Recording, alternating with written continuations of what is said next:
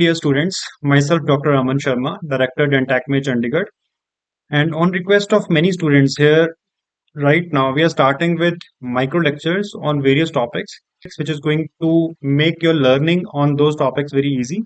We'll try to make it in an understandable manner with which you can retain and understand and you can apply this in your various entrance exams or your university exams.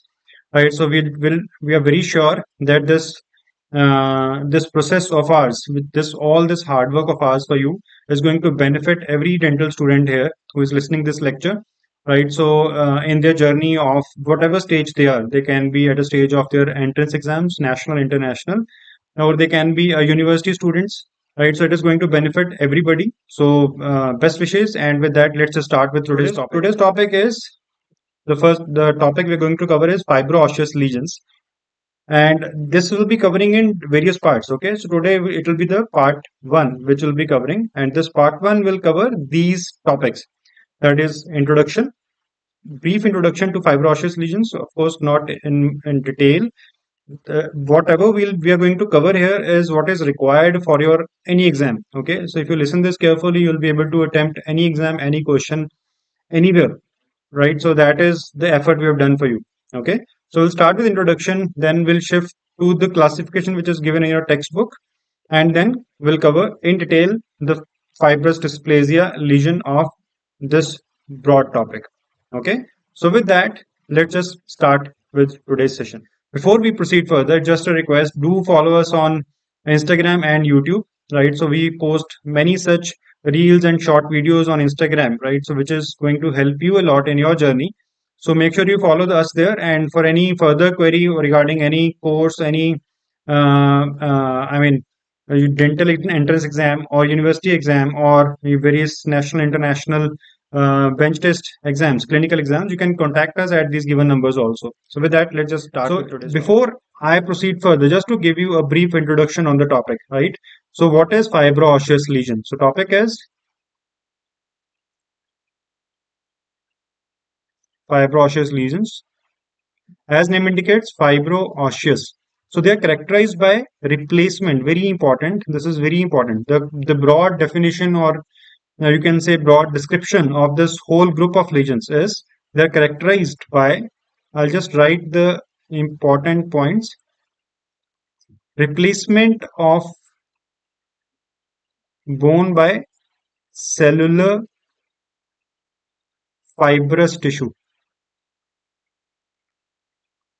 Okay, so here bone is being replaced by cellular fibrous tissue. That is the first thing. So as name indicates, fibro-osseous. So bone is being replaced by fibrous tissue that can be accompanied, may or may not be, mineralization. Okay, there can be mineralization, there may not be any mineralization, that is possible, but the primary component is replacement of bone by fibrous tissue, which can or may not be mineralized. That is the basic description of this whole group of lesions. Okay, so in this whole lecture today, I'll try to simplify this for all of you, right? So we'll discuss the classification as I told you, and the remaining parts of this whole group of lesions, we'll be covering Cemento-Osseous dysplasias, ossifying fibromas in the third part, and how to differentiate very commonly asked questions in dental entrance exams, how to differentiate Cementoblastoma, Cemento-Osseous lesions, condensing osteitis, Hypercementosis. These are very important differential diagnosis of these lesions, which we'll be covering in the last part of the series of this topic.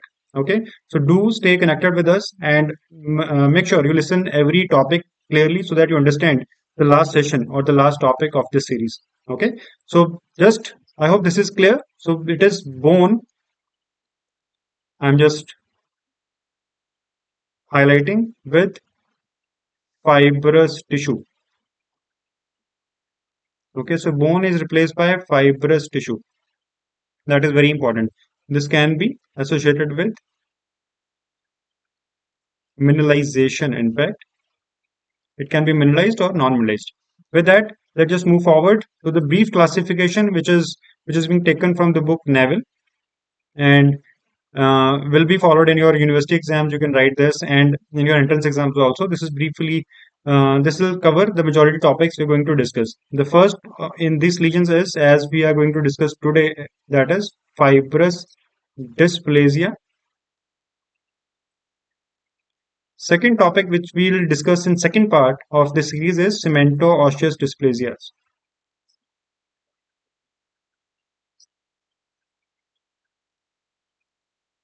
They're further classified as focal, as name indicates, focal means localized at one point, cemento-osseous dysplasias. Then there is periapical, cemento-osseous dysplasias, as name indicates, periapical. It is definitely linked to the apices of the teeth. Okay, no relation with the teeth as such, but just the position. It is in the periapical areas of the teeth. And the last is florid. Florid cementosseous dysplasia. As name indicates, florid. So it is more widespread. It will be involving more number of quadrants in the oral cavity, the jaws. So these are three types. These we'll discuss in much more detail in the part 2. Then comes the ossifying fibroma. Ossifying or cemento-ossifying is one of the same thing. So starting with the first topic for today, that is fibrous dysplasia. Okay, so it's very important topic, either for university exam if you're a third year BDS student or a final year BDS student. Very important topic, right? Along with that, entrance exams, it is very commonly asked, right? National, international, wherever you plan for, right? So this topic is very commonly asked. So we'll be discussing this topic in detail, right? So, and we'll try to make sure you understand this easily. Okay, so what is fibrous dysplasia? It is basically because of a post-zygomatic mutation. Post-zygomatic mutation in a gene, right? In a gene that is GNAS1, NAS1 gene, okay, which is located at chromosome number 20. Chromosome 20. Okay, so this is important. So this gene has been asked multiple times before of various MCQ exams, and this is located on chromosome number 20 that you need to remember. Now, why this is important? Because this gene is, as such, on chromosome 20 is not detected in any other osseous lesions. For example, ossifying fibroma or cemento-osseous dysplasias. It is not seen in those lesions. Hence, it becomes very important characteristic for fibrous dysplasia. Okay, do remember this. Now, what do you mean by post-zygomatic mutation here? Now, post-zygomatic mutation is the mutation which occurs after or it is being acquired by an individual. It is not running in families. It is not genetic as such. Means it is not running in families. So what does this mean? This means fibrous dysplasia as such will not have a family history. For example, dentinogenesis imperfecta, right? So such lesions, they are developmental, they run in families. But fibrous dysplasia will, though it is a genetic mutation, but this genetic mutation is post-zygomatic. The individual is formed, right? It is an acquired mutation which occurs later on during the lifespan. Okay, it is not running in family, not running in parents. So nobody, most probably in the family before, will have fibrous dysplasia. So do remember this. It is just a sudden appearance in an individual, that is post-zygomatic mutation. Okay, it is during the lifespan of the individual. The gene which is affected is NAS1. Okay, and this gene is present on chromosome number 20. Do remember these 3 points. And moving on to description of the gene. So what this gene do, that is very important. This gene is basically activate cyclic AMP. Now, what is cyclic AMP? It is a secondary messenger in the cell, which carries information from the cell surface to the nucleus for its various activities. Okay, so before I discuss this topic in detail, let's just understand how this gene, when once gets mutated, affects this whole thing. Okay, see, this is how we'll be discussing. So this is the cell we are talking about, and at the cell surface there is a protein, that is NAS1 gene. This NAS1 gene is basically a G protein. Okay, it is present at the membrane, G protein. What does it do? It takes signals from the outside. Whatever signals it receives, it sends it into the cell via cyclic AMP, which I told you is secondary messenger. Okay, and then it will go to the respective cell wherever it is present. So it can affect the endocrine system. Okay, that is where we find precocious puberty, that is McCune-Albright syndrome, because cyclic this gene is mutated and it is creating sending messages constantly to cyclic AMP regularly. So cyclic AMP is all time activated, and because it is activated, it is carrying those signals to the various positions or cells or organs in the body. So first is endocrine, then is melanocytes. Hence we see cafe spots here, right? So cafe spots we see here because of the constant stimulation of melanocytes in the body. Okay, then comes osteoblast cells. That is where bone remodeling is happening. Bone resorption, fibrous deposition, that is happening because of this abnormal osteoblast activity. Okay, so that is all what is happening here because of this cyclic AMP. I hope this is clear. So we try to make it very simple for you. So with that, let's just move forward.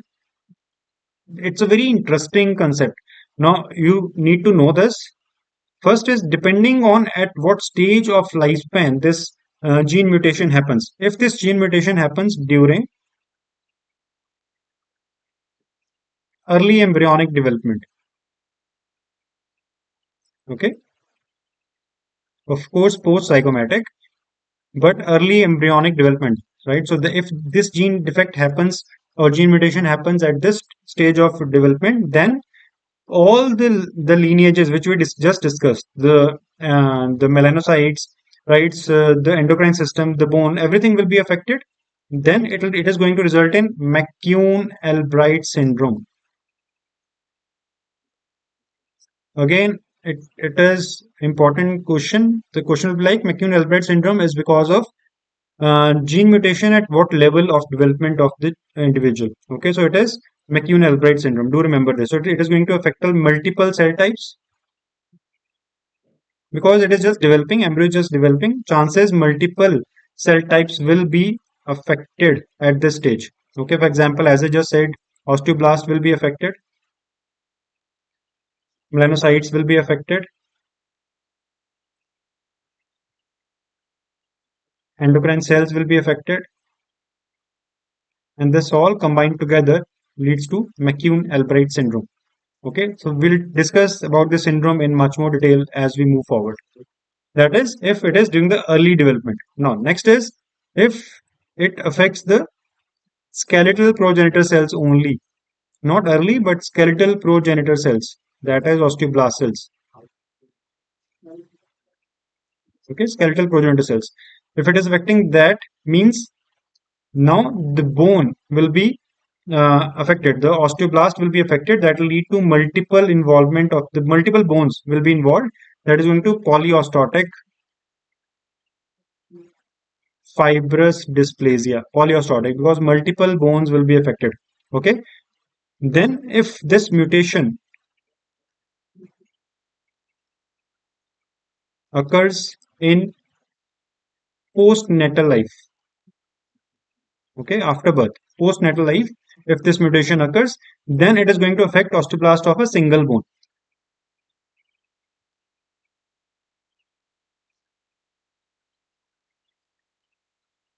And that is mono-ostotic fibrous dysplasias.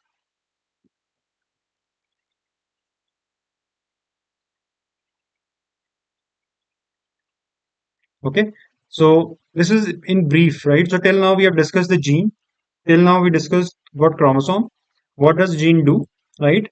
What is that gene mutation? It is not running in families. It is post-zygomatic.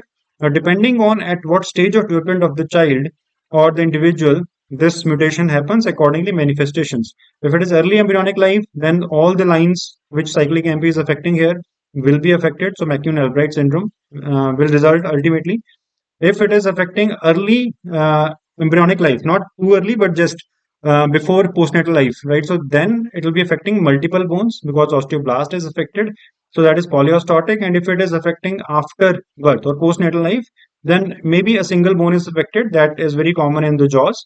So it is mono-ostotic form. So that is how the fibrous dysplasia is classified on the similar basis, and that is how the pathogenesis, it is resulting in the manifestations of fibrous dysplasia because of that gene. Okay, so that is brief about fibrous dysplasia pathogenesis. Okay, along with all this, you need to remember one point: whenever osteoblast is being affected, osteoblast secrete one interleukin, that is interleukin 6, which plays a very important role in osteoblast and osteoclast remodeling of the bone. Okay, when interleukin 6 is overexpressed, it leads to ultimately activation of the osteoclast and bone resorption happens. Now, of course, that is not the topic for today. So Rankel system, and that the Rankel ligand system, that is a different system for bone resorption, but it is interleukin 6 which is involved in that process. So that interleukin 6 is being secreted by osteoblast cells. As per excessive interleukin 6 is being produced. Okay, so that ultimately lead to bone resorption. That is what we see with fibrous dysplasia, weak bones, right? So because bone is getting resorbed and hence fibrous component is taking over it. So ultimately this is because of interleukin 6. Do remember this. Interleukin 6 in fibrous dysplasia. It's important. Okay. And moving on to the classification we have just discussed briefly. So depending on the stage of development of the mutation, the fibrous dysplasias are further classified. The first and the most common type is mono-ostotic. Monostotic, so means it is postnatal. Postnatal mutation is the most common type. Around 70% cases are mono-ostotic type. Okay, that involves a single bone. As name indicates, mono, single ostotic bone. It involves single bone, mostly jaws. Then comes polyostotic, poly, multiple ostotic bone. Right, so multiple bones are involved. It is further of two types. One is Jeffes type.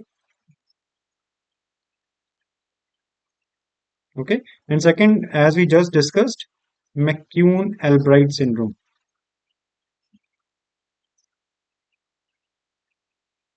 Basic difference between these two, of course, both are types of polyostotic, so multiple bones are involved in both these types. Basic difference is McCune-Albright has endo component. Along with the bone and the pigmentation capillate spots, it has endo component. Jeffes type has no endo component. So endocrine is not involved in Jeffes type. Okay.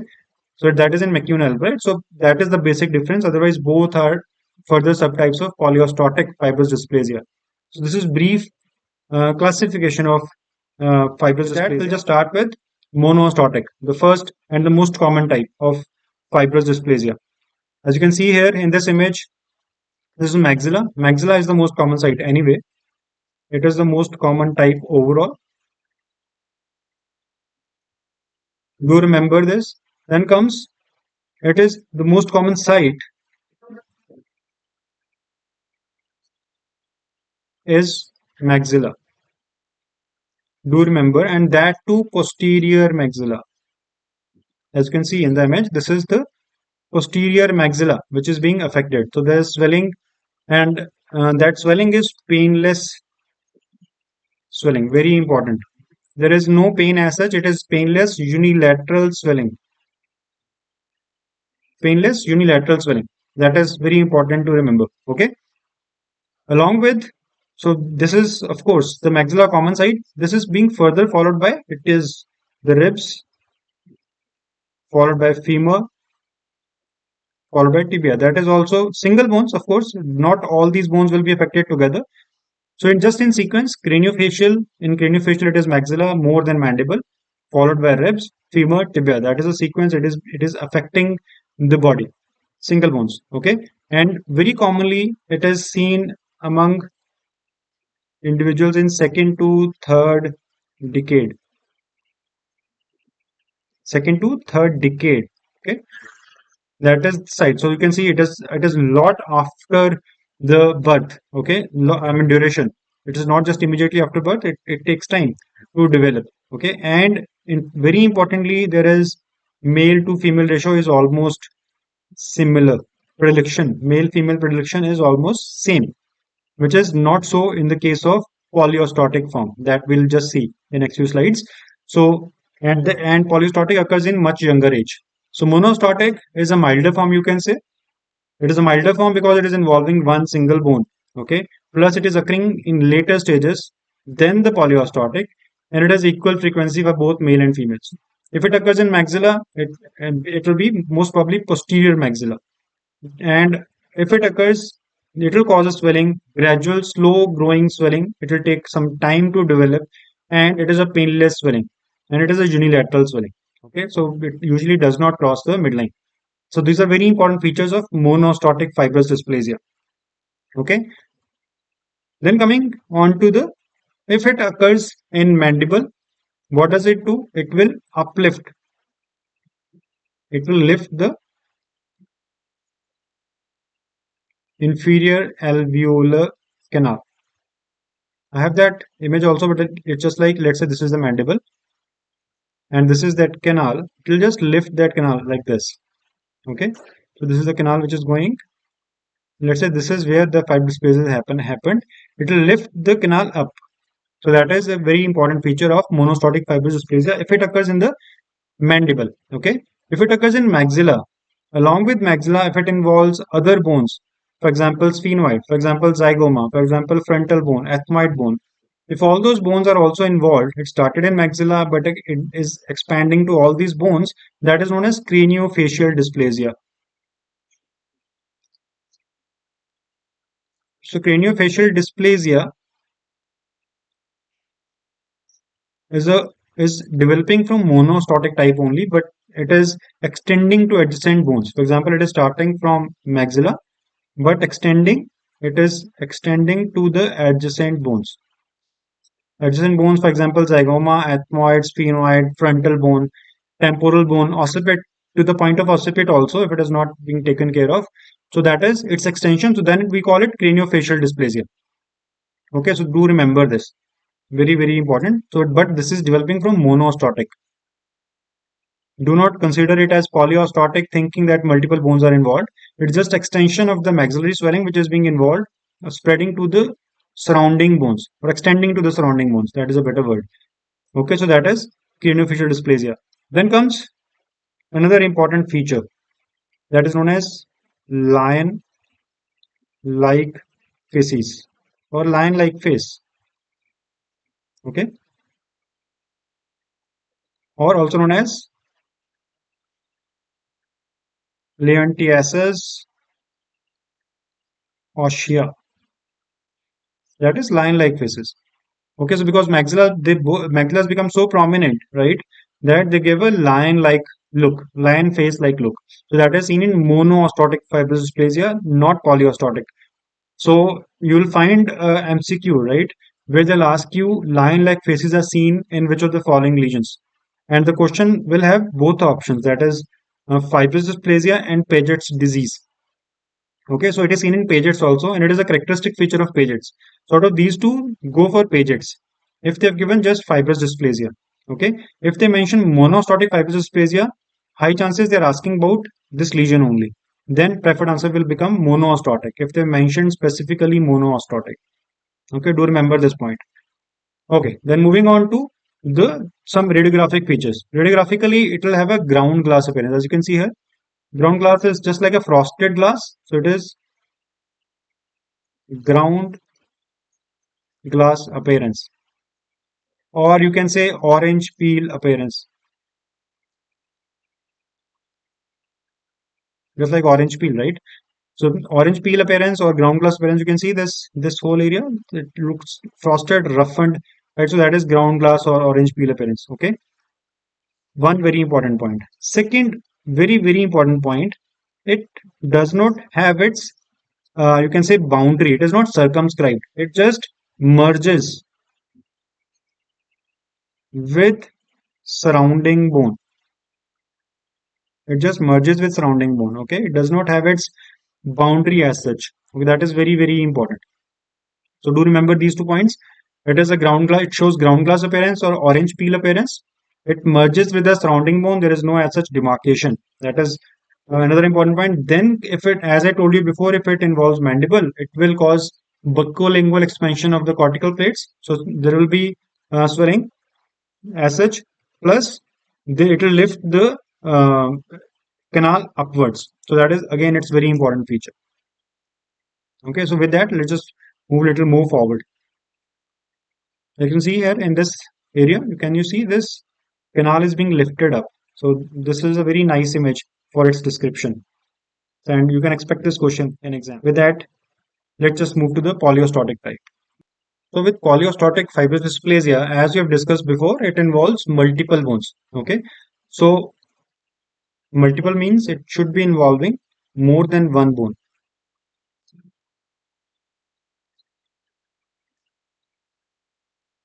More than one bone. Okay, that is what is required. Minimum definition. So as I told you before, the age incidence or age occurrence is less than 10 years. Usually, it is being diagnosed or seen in less than 10 years of age. Monostotic was second to third decade. This is the first decade only, less than 10 years of age. Plus, it has female predilection. Monostotic, both male female equal predilection.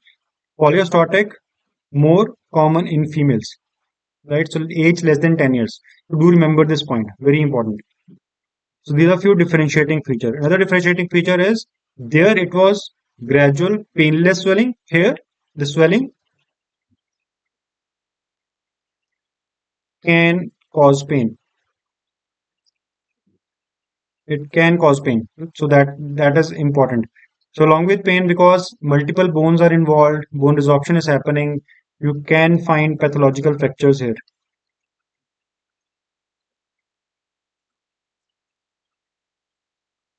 Possibility, pathological fractures, hence pain. It can cause a patient to limp. Okay, because of pain or fracture, that is all possible. And if not fracture, it can cause lead to bowing of the legs also, bending of the legs, because the bone is being replaced by fibrous tissue. If it is not fracturing the legs, the weight bearing bones, in fact, they will show bowing. They may bend under load. So these are the differentiating features of polyostotic from monostotic. Okay, so it's very much evident. I'm sure now you'll be able to write down uh, this whole topic. I remember when we were in UG days, so it was not very clear what are the features of monostotic, what are the features of polyostotic. Of course, times have changed. You have a lot of data now to go through, but I have tried to make it very simple for you to understand the difference between these two and what points to be taken care of from university exam point of view also and entrance exam point of view also. Okay. Then comes radiographically. As you can, as I told you, they bend or they bow. Bones bend or bow. So that gives a very characteristic look to the bone, especially the weight bearing, or you can say the bones of the legs. So that is known as coxa vora, coxa vora, or shepherd's crook, shepherd's crook appearance. What is shepherd's crook? See this image. It is that shepherd with which he just somehow catches the sheep. So it goes like this. Okay, that is shepherd's crook. See this, something like this. And that is how the bones appear now. So the bones, they just bend like this. This is femur. They just bend like this under load. Now you can see this bone, density of the bone here and density of the bone here. So this is much less radiodense. It is much more radiolucent. Means bone resorption has happened here and being replaced by fibrous component under load, it has just bent. It has not fractured but just bent, giving this coxavora or shepherd's crook appearance. Or also you can say hockey stick. Hockey stick is also like this. Okay, hockey stick deformity. That is also there. Okay, so this is very important radiographic feature of polyostotic fibrous dysplasia. Along with that, there is one characteristic biochemical change. There is hypophosphatemia.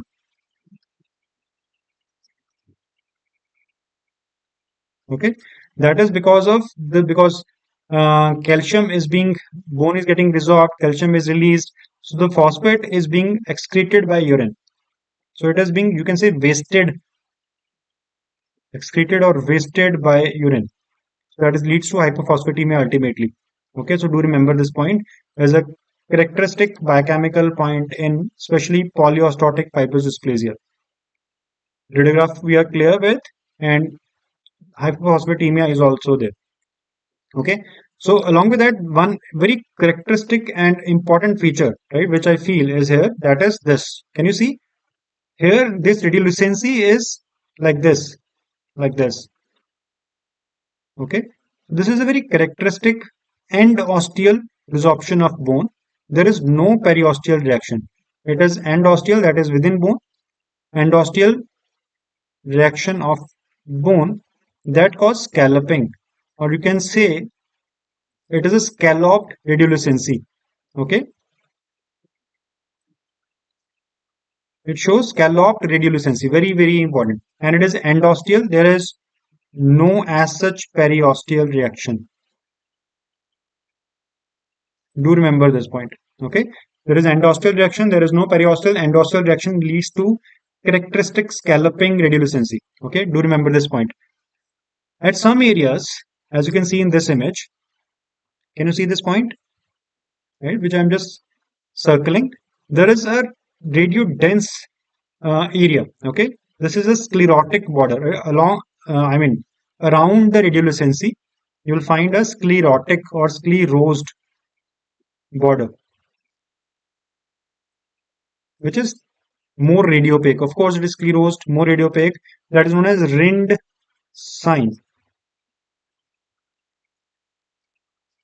Rind sign. Okay. So rind sign is there. Scalloping is there.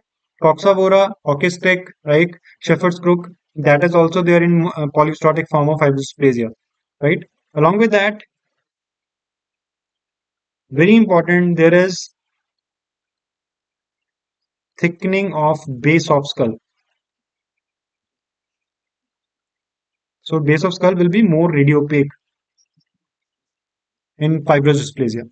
So these are some important radiographic features which you need to take care of or need to remember with polyostotic fibrous dysplasia. And they're very easy to remember if you correlate with the images which we have just shown you. So with that, you'll be able to remember all these points. So that is happening with polyostotic. And you can see with monostotic, I showed you image of maxilla. In polyostotic, I am showing you images of long bones. Okay, so that is how the occurrence is in of these two types of fibrous dysplasia. With that, as we have discussed before, polyostotic can show this cafe-OLED pigmentation. Cafe-OLED pigmentation, that is coffee in milk, right? So that is how this looks like. That is how it appears. This is of two types, the polyostotic Jeffes type and McCune right? So first we'll talk about Jeffe. Full form is Jeffe Lichtenstein.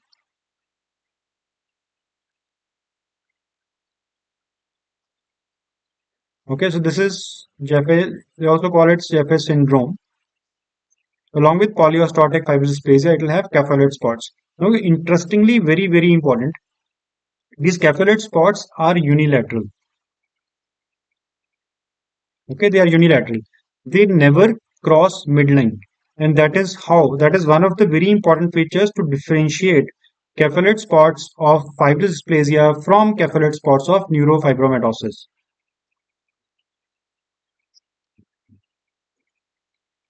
In neurofibromatosis, also we find capillate spots, but one differentiating feature is the capillate spots of fibrous dysplasia, they do not cross the midline.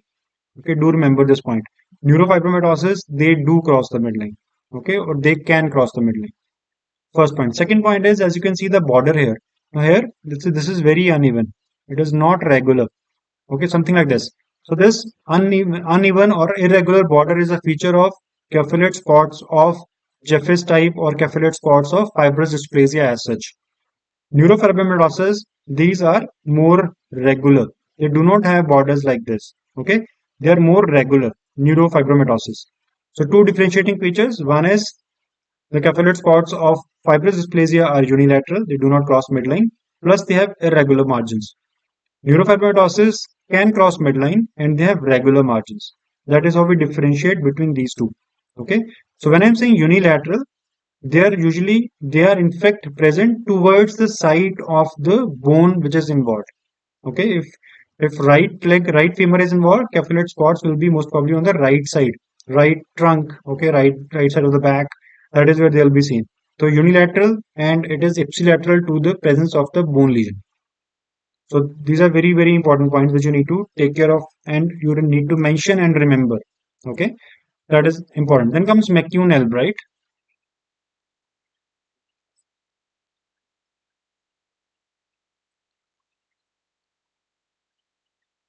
McCune-Albright syndrome. That is second type of polyostotic fibrous dysplasia. Of course, it will have cephaloid pigmentation with same features which we just discussed. It will have multiple bone involvement. So it is pigmentation we just discussed, same features, bone involvement, what we have discussed, same features, followed by there is endocrine involvement. That is important. Endocrine involvement. That is a differentiating feature of McCune-Albright from other syndromes of fibrous dysplasia. Okay, so the most common of this endocrine is precocious puberty. Precocious puberty means early onset of the puberty. Okay, around the age of around 8 to 9 years for females and 9 to 10 years for the boys.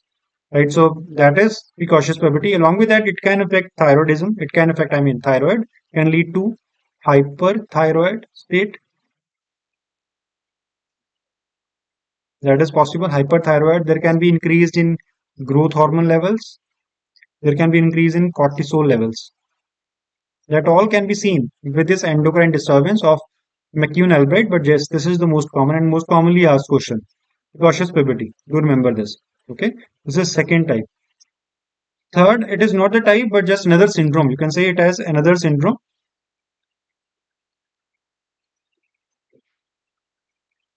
associated with fibrous dysplasia. That syndrome is Meza-Broad syndrome.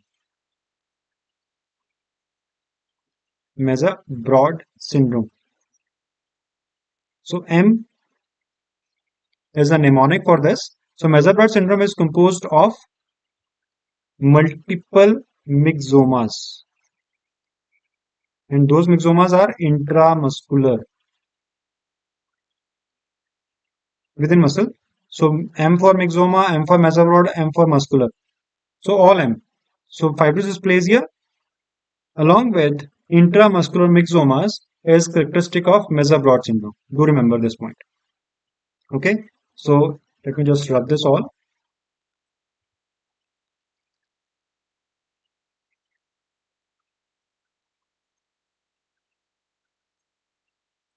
Meza-Broad syndrome is composed of fibrous dysplasia plus intramuscular myxomas. M, M, M. Okay, so that is in fibrous dysplasia.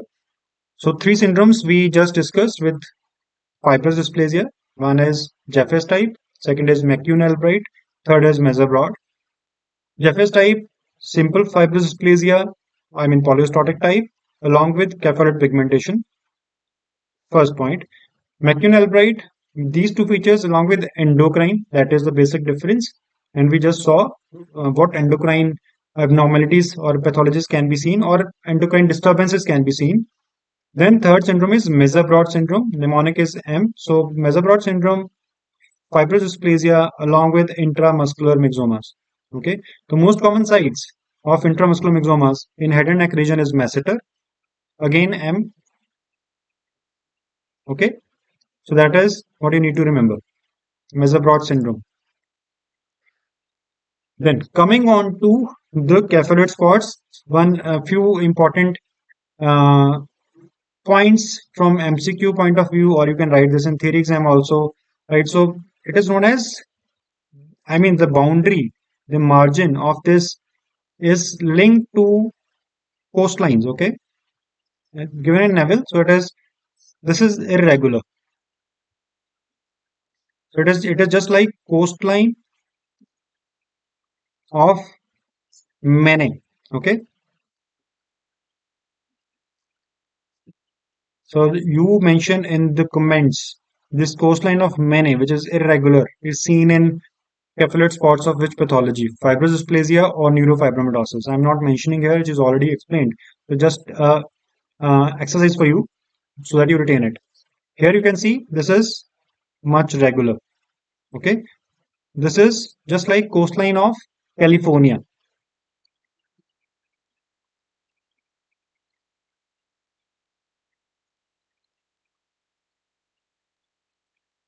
right? So the mnemonic for this is maine, as they say in Hindi. Maine is like I'll do everything, me, right? So when it comes to me and you try to manage everything, usually it is irregular. It is not controlled, right? So that is maine. So margin will be irregular. Just remember this. So California, automatically you will remember that is the other type will be smooth. So maine is in Hindi is me. Okay. So when you try yourself to do manage to do everything, it becomes difficult. So the margins will be irregular. Just to create a mnemonic so that you retain it. That's it. Okay. So which is seen where? Already explained to you. It's an exercise. Do mention in the comments. I'll be very happy to know. So I'll be sure that you listen to the complete lecture and you understood this topic also. Okay. So that is about the clinical features and the radiographic features we talked about. Monostotic type, polyostotic type, further types of polyostotic, the difference between mono and polyostotic type, the age differences, occurrences, right? That all we have discussed. With that, let's just move to the histopathology. Typical, on the basis of which these lesions are classified, or the fibro-osseous word has come from this part of the lecture, that is histopathology. Do you remember this? Histologically, what will happen? I'll show you one image. Now see this image. You can see this is new bone formation. This is all new bone forming, trabecular bone. This is forming, and this whole is the connective tissue, the fibrous tissue. So this fibrous tissue is composed of immature trabecular in the final, but initially it is the woven bone. Immature woven bone trabeculae are seen initially, okay, and along with that the fibrous component, okay. One point. Second, as we discussed with the radiographic all features also, the ground glass appearance does not have any distinct boundary. It merges with the surrounding bone. Same way, the bone which is forming here, it just merges with the surrounding tissues. It does not have a distinct boundary. Okay. So important point here is which you need to remember and which has been asked multiple times before in the form of MCQs also. Okay. It fuses with the normal bone.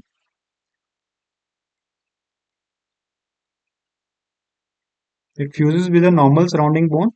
Does not have any line of demarcation.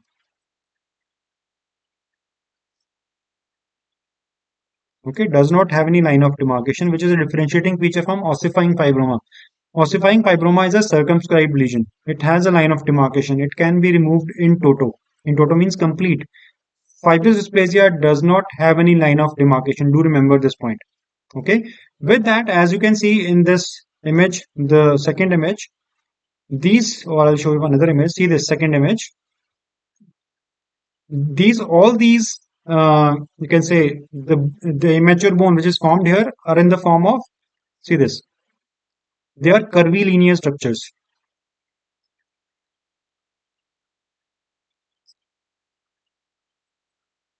right? So that is known as Chinese letter. I'm sure you all know this already. This is one thing we never forgot with fibrosplasia. Chinese letter. Chinese letter appearance of these trabeculae. Okay. So that is curvilinear shape of these trabeculae. That the word is Chinese letter type. Okay. That is one. Next important feature, as you can see in this image.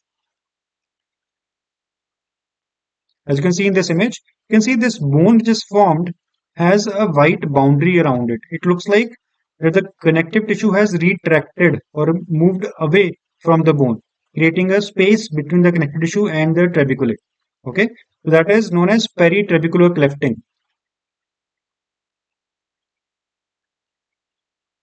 Peri, around, trabeculae, cleft. Peritrabecular clefting is an important feature of this bone.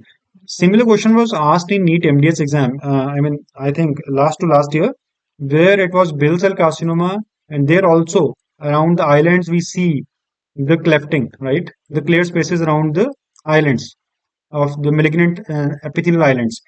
So that feature was asked in NEET, I think, year or last year. That was a question in OP, I mean, in the NEET exam. So do remember this point, this becomes important. So peritrabecal clefting is a feature of fibrous dysplasia. It's just a empty space, as you can see here also in the upper image. You can see this. There is cleft between the bone and the connective tissue. It's a feature of fibrous dysplasia. Then comes another very important feature which differentiates this from ossifying fibroma, that there is no osteoblastic rimming. What does this mean now? Osteoblastic rimming, rim.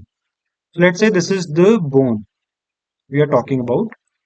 Let's say this is the bone we are talking about. Same way, there is this bone also in this fibrous dysplasia. This is ossifying fibroma. This is fibrous dysplasia. Okay. In ossifying fibroma, you will find these osteoblasts lining this newly forming bone. They are present at the periphery, like a rim over the bone. So that is known as osteoblastic rimming. Okay. But in fibrous dysplasia, there is no osteoblastic rimming. And because it merges with the surrounding connective tissue very nicely, as you can see in this image. Okay, so initially, so you cannot see, there is no osteoblast as such at the periphery. There is no osteoblast at the periphery of this bone, right? So you cannot see that rimming. So rimming is absent in fibrous dysplasia. It is present in ossifying fibroma. Do remember this. So 2-3 points we discussed about histopath of this fibrous dysplasia. Trabecular bone, immature woven trabecular bone, which is a curvilinear shaped structure, which gives Chinese letter appearance. They are retracted, or you can say connective tissue is retracted from that bone, creating a peritrabecular cleft area.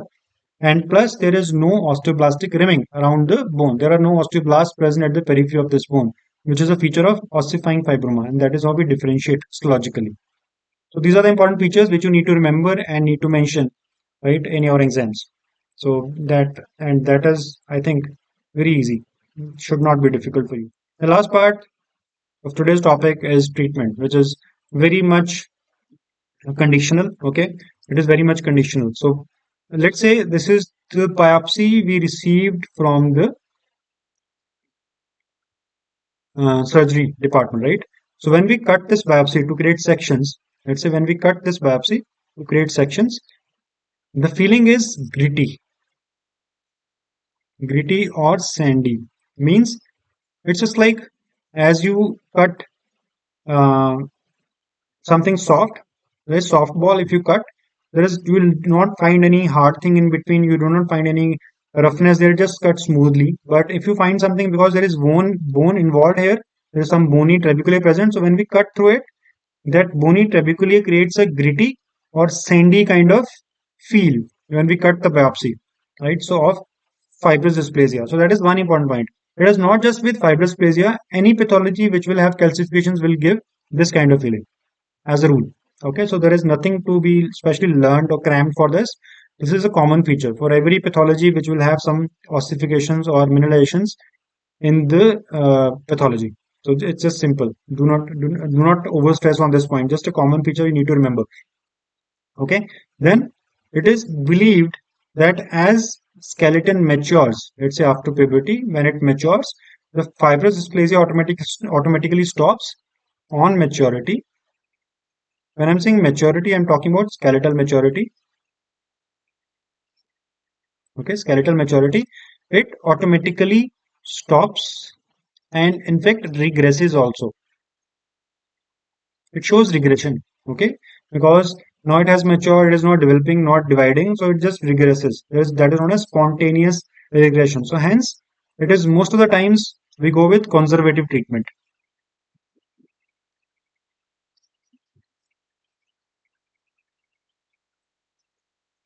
Okay, conservative treatment.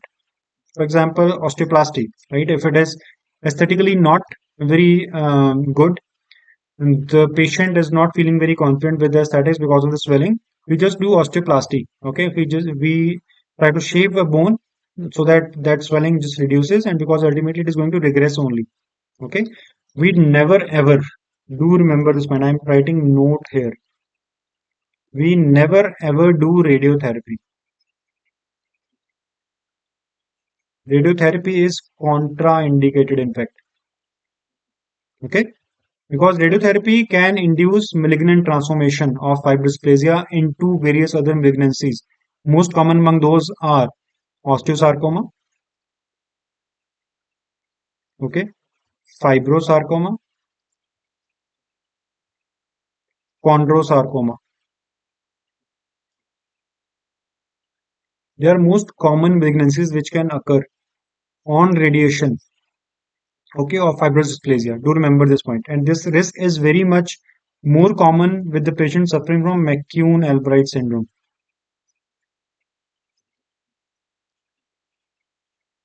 Okay, more common. So do remember all these points regarding treatment. So first thing is it is self-regressing pathology. So usually we do not do anything with it. It is more of a conservative treatment. Yes, if it is affecting aesthetics, we do osteoplasty. We just shave off the bone so that swelling does not appear that much prominent. And very importantly, we never ever do radiotherapy in such patients. Radiotherapy can cause malignant transformation of the pathology. Most common malignancy with fibrous dysplasia is osteosarcoma. Most common. Anyways, the most common bone pathology, osteosarcoma, followed by fibrosarcoma because it is fibro-osseous lesion. So fibrous component, osseous component, and chondrosarcoma during the development of the bone. So that is, and this if this is done with McCune-Albright syndrome radiotherapy, then high chances of developing these malignancies anyway. That is what you need to remember. So that is all with this fibrous dysplasia topic and the first part of our series on fibro-osseous lesions. I hope it helped. I hope it cleared your many doubts and it made it simple for you. So I assume and I believe after listening this lecture, you can directly attempt your any university exam and you can directly solve the questions on related to this topic. I'm quite sure. We have tried our best not to miss anything on this topic from various sources. We have covered majority textbooks and all the important sources for covering this topic for you. Okay, this is the content you need for any exam. So that is us. That is all from our side, right? So I hope it helped. Just a reminder again, please do follow us on Instagram or YouTube, right? You on the links are already given there. For any kind of query, right? Any entrance exam query, NEET, MDS, INI-CET, or you are thinking of abroad, US, Canada, or Australia, you can contact us at these numbers for the theory exams or for the clinical exams also. Okay. So best wishes everybody. Just to end, right? So this is what we believe. Your, as they say, your wishes are command means if you feel you find you need to have lectures on certain topics which you are not finding comfortable with, or you think you need a better content on those topics, let us know in the comments. We'll be very happy to make further lectures on the topics which you ask for, which is going to help you. And that is the whole motive for this whole series. So thank you so much. Take care and everybody keep studying hard. Give your best and you can contact us at these numbers for any kind of help. Thank you so much.